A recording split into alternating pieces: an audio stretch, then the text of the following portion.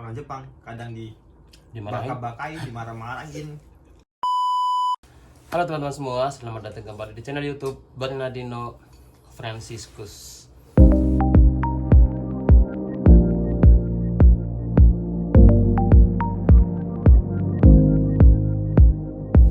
Oke teman-teman semua, jadi sekarang saya berada di tempat teman saya ini, abang senpai saya sambil makan ini. Kelihatan nggak sih ini? Ini nih, bubur kacang hijau sama roti. Dan di video kali ini kita mau cerita, teman saya ini mau menceritakan prosesnya berangkat ke Jepang dan juga keluh kesah selama di sini ya. Mungkin boleh perkenalkan diri dulu. Tapi sebelumnya seperti biasa bagi teman-teman yang baru bergabung, yang belum subscribe, saya mau untuk menekan tombol subscribe-nya terlebih dahulu ya. Oke. Silakan. Siapa namamu? Lagi sibuk, lagi makan. Lagi akan nggak bisa diganggu ya. Nama saya Jai. Jahe. Bisa dipanggil Jai, bisa dipanggil Zai, apapun. Jai juga boleh, bebas. Mau panggil apa aja mas. Asalnya dari mana dan di Indonesia? Aku dari Indonesianya di Pemalang. Bagi kalian yang nggak tahu Pemalang, ambil aja Tegal. Kalau nggak tahu Tegal, Pekalongan. Karena Pemalang itu letaknya di tengah-tengah antara Tegal sama Pekalongan. Intinya di Jawa lah. Kamu sedikit nih, kamu bisa ceritakan prosesnya berapa lama di Indonesia gitu? Prosesnya Proses kesini dari awal sampai dari awal lah, terbang. masa dari tengah-tengah pesawat. Oh, totalan itu 13 bulan dari awal pendaftaran sampai terbang. Berangkat. Itu kurang lebih 13 bulan. Tapi nggak lebih dari 13 bulan sih. Berarti 13 bulan. Itu semua. Kalau Semuanya. belajar bahasanya berapa bulan? Aku belajar bahasa itu dulu, aku kan lewat LPK dulu, LPK-nya belum SO. Jadi mungkin Berarti dua LPK ya kamu ya? 2 LPK aku. Jadi mungkin belajarnya aku lebih lama daripada kamu deh. Berapa lama? Aku Kalau di boleh tahu. dulu di LPK itu sekitar 3 bulan. Terus habis itu pindah ke OS Sanadaya itu ada berapa bulan ya? Berapa bulan lupa. Ya sisanya itu berarti 9 bulan berarti. Total semua 10 bulan berarti belajarnya. belajarnya. Berarti tidak semuanya cepat dan tidak semuanya lama ya teman. Mungkin ada yang prosesnya sampai 1 tahun, 2 tahun ada. Kayak teman saya ini 13 bulan, 1 tahun, 1 bulan lah. 1 tahun. Ya menurutku kalau 1 tahun belum nyampe 1 tahun setengah itu masih standar lah. Masih standar Nggak terlalu lama, nggak terlalu cepat juga sih. gitu. Sekarang kerjanya di bidang apa nih kerjanya? Kerjanya alhamdulillah kerja di bidang nori yasoku atau budidaya rumput laut. Dan Sama berarti ya, kita sama.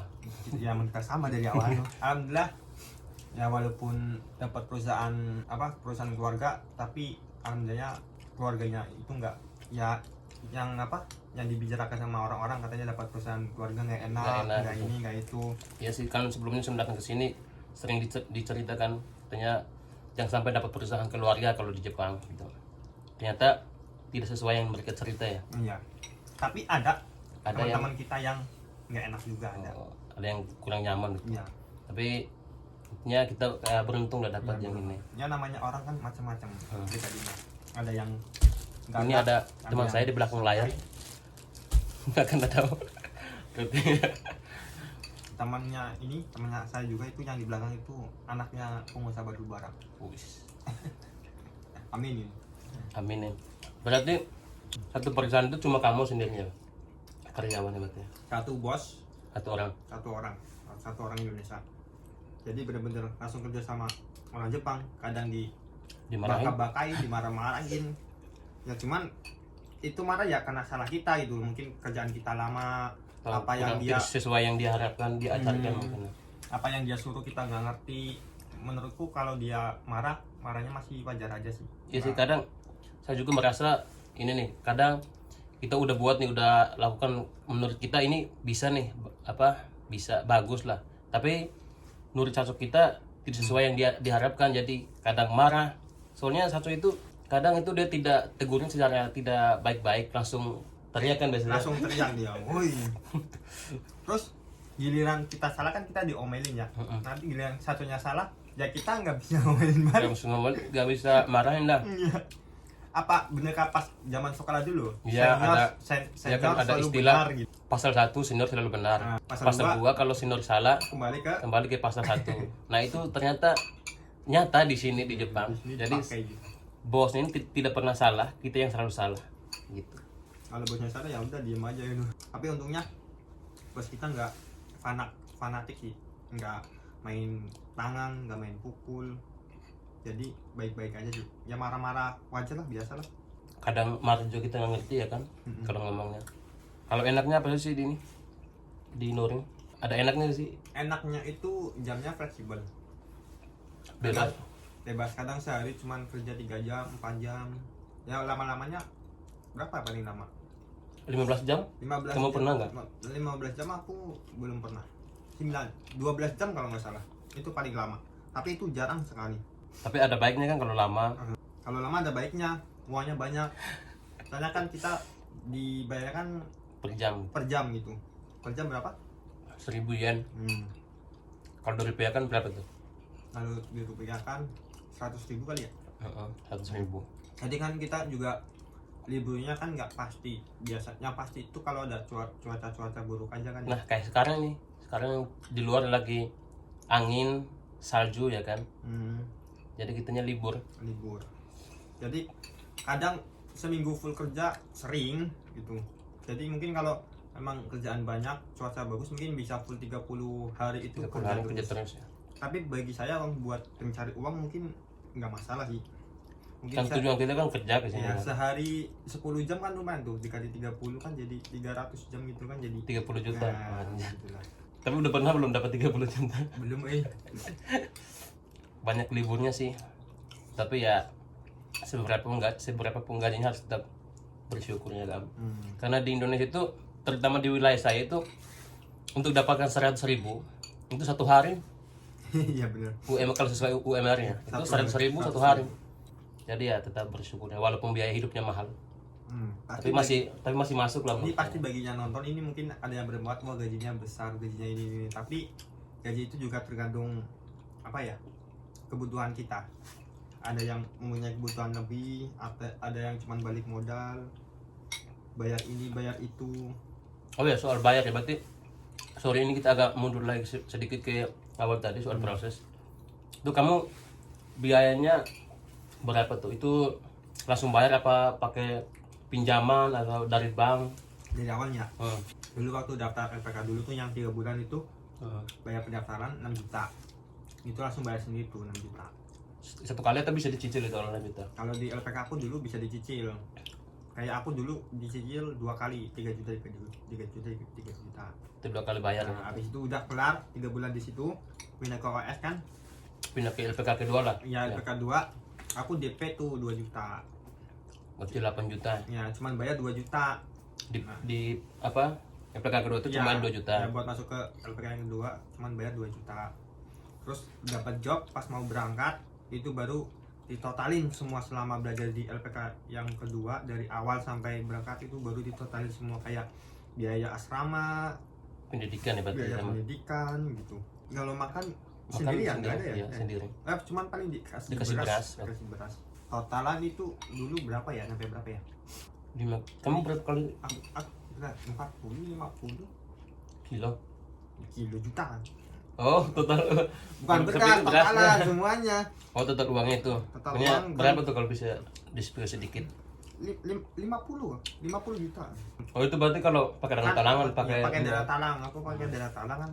Kan total kan 49, terus ada bunganya tuh yang sampai 10 juta tuh. Jadi 50. Oh, berarti kalau langsung dibayar tidak pakai dana talangan itu murah. Kalau pakai dana talangan kan mungkin kayak kita pinjam di bank-bank pada umumnya kan ada kayak bunga lah. Tapi di LPK itu disebutnya biaya admin, bukan bunga. Biaya admin bukan bunga. Tapi sebenarnya sama aja sih. Cuman kalau di sini pakai dana talangan itu enak, nggak ada penahanan sertifikat atau apapun itu. Kan ada tuh yang di LPK lain, ada cerita, saya dengar dengan cerita itu ada mungkin BPKB lah atau sertifikat tanah, sertifikat rumah sebagai penjamin lah gitu. Kalau kita mah nggak ada kan, nggak ada. Bener-bener nggak ada. Paling foto doang sih, foto KTP orang tua udah. Jadi terus ya udah, cuma ngumpulin itu aja ya, nggak ngurusin ribet kesana kemari gitu. Lagian juga mau apa sih? Buat apa sih kalau kabur ya kan? Iya, Kabur dari utang itu. Memang utang harus dibayar kan? buat apa sih kalau kabur ya buat kabur dong. Tapi saya kan dari LPK kan kasih keringanan kalau tidak harus wajib bayar tiap bulan kan? Kalau ada butuh uang, mungkin keluarganya butuh uang di rumah, kalau atau kepepet mungkin Guanya tidak wajib, bisa dikasih guanya tidak wajib, sebenarnya wajib toleransi ya, mungkin.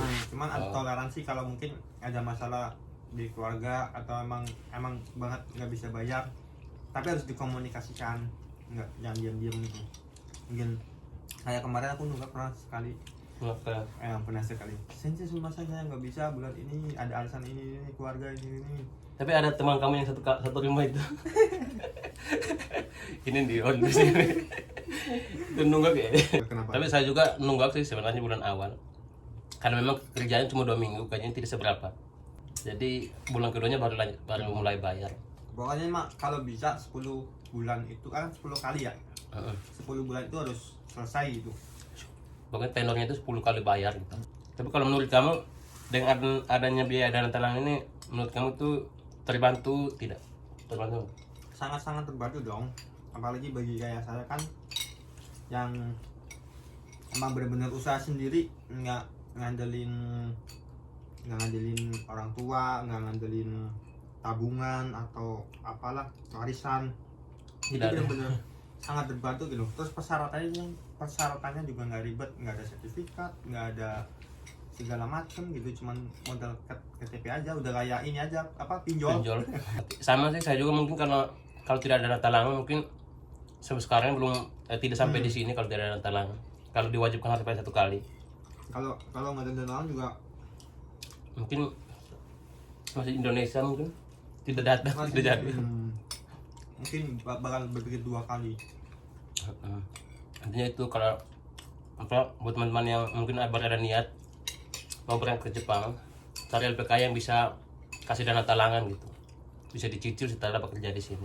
Tapi kalau kalian uangnya ada, Iya kayak anak pengusaha batu bara gitu. ya pengusaha batu bara, Kayak teman kamu itu ya. ya ini nih pengusaha sawit batu bara itu mending bayar cash aja gitu, jadi Biar nggak ada kena BA-nya. nggak kena biaya admin, terus nggak ada apa setiap bulan harus bayar itu, soalnya nanti gaji kita di sini pun juga ada potongan, di Jepangnya juga ada gitu, kayak pajak, asuransi, Iya. terus belum biaya lain ini itu ya kan, nanti ditambah potong Bayar itu. jadi gajinya cuma numpang lewat. Oke lah kita skip, kita lewat soal bayar, kita kembali lagi ke itu tadi soal pekerjaan. Kalau di Nuri itu gimana tuh jam apa? Jam kerjanya kayak dari jam berapa sampai jam berapa gitu? Ada nggak waktu tetap itu? Atau tetapnya itu nggak ada, Jadi pokoknya kerjanya tuh ya tergantung. suka saco gitu, suka bos kita. Kalau bos kita udah capek pulang, kalau belum ya belum. Cuman aku nih ini akhir-akhir sekarang ini, minggu ini nih, sehari kerja cuman 4 jam 6 jam lama-lamanya, berangkat jam 6, jam 11 pulang, nah jam 7, jam 1 pulang.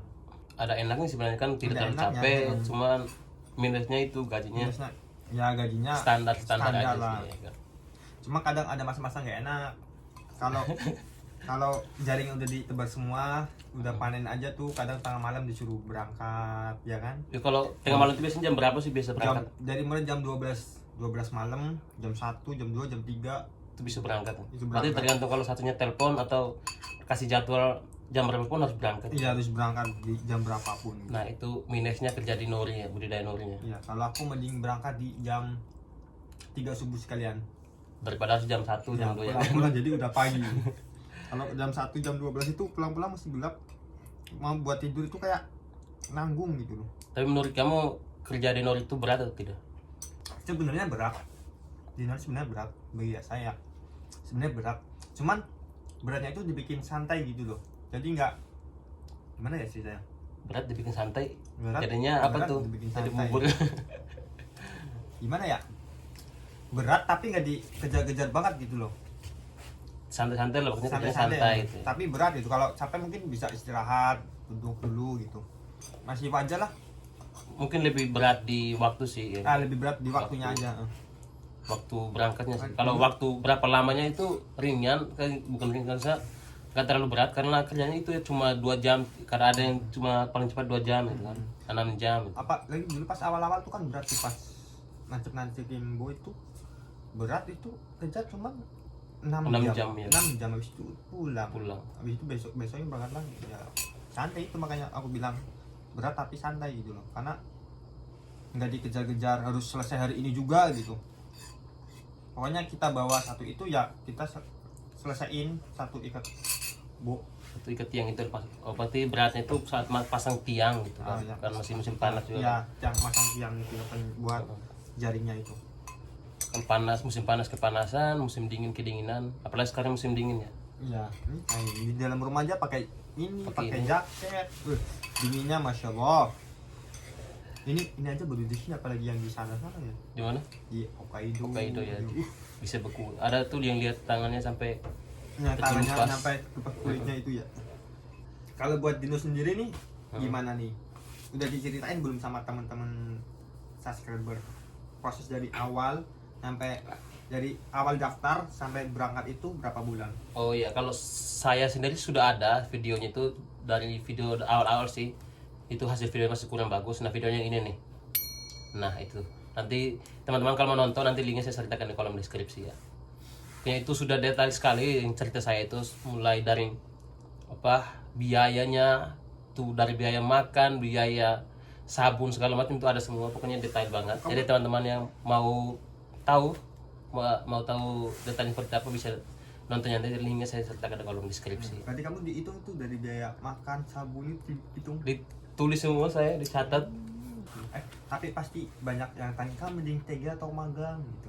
Nah, kalau kamu menurut kamu apa tuh, magang apa TG? Kalau menurut aku nih ya, untuk yang umurnya di bawah 25 nih ya, kalau menurut aku umur yang di bawah 25 masih mending TG.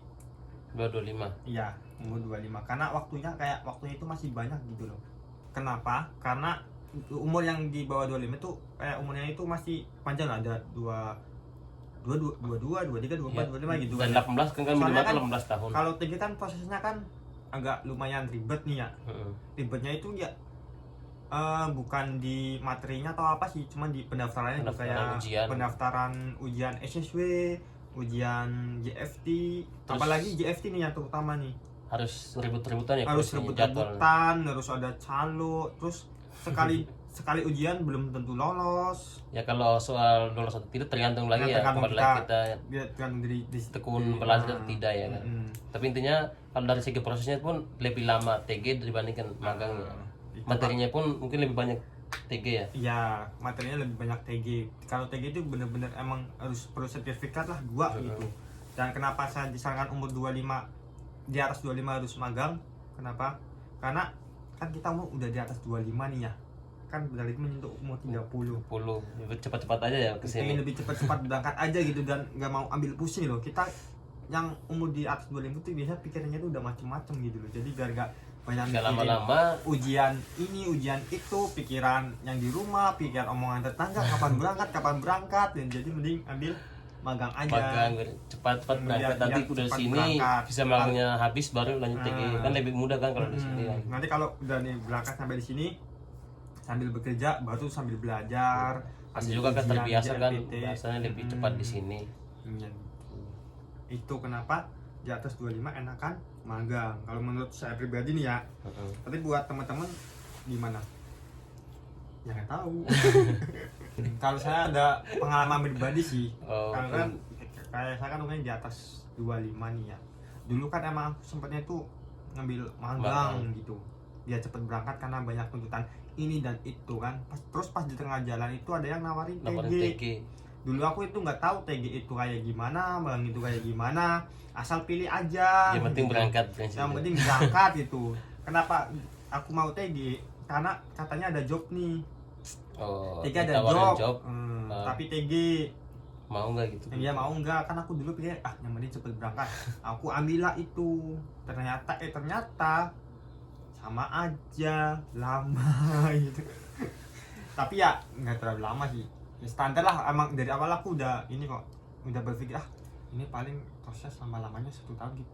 bagaimanapun caranya harus berangkat. Iya sih, saya juga gitu awalnya tuh targetnya bulan Januari kemarin berangkat, paling lama berangkatnya di bulan Januari tahun 2005. Malah lebih cepat ya, bersyukurnya.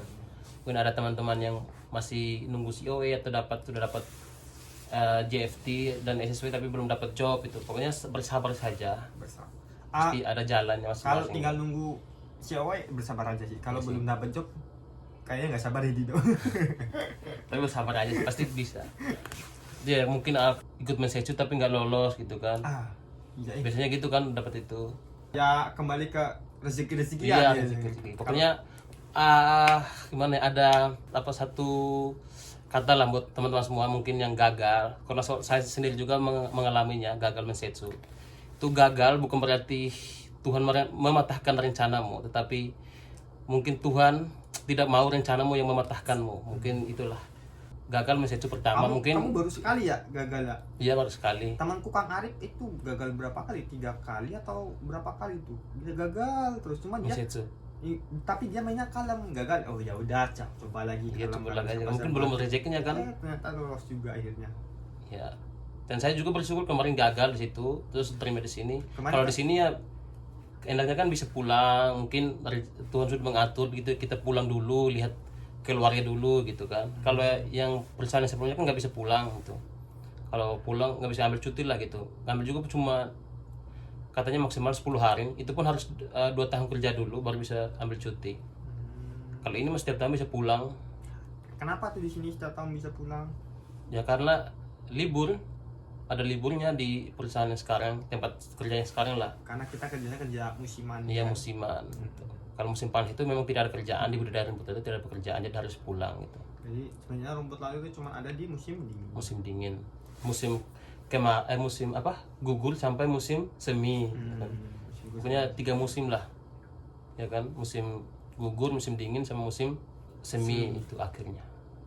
Jadi mungkin sudah terlalu panjang, ini sudah hampir 30 menitan, sudah 26 menitan, 28 menitan. Dan ini bubur kacang kita juga sudah habis. Jadi mungkin cukup sampai sini dulu ya video kali ini.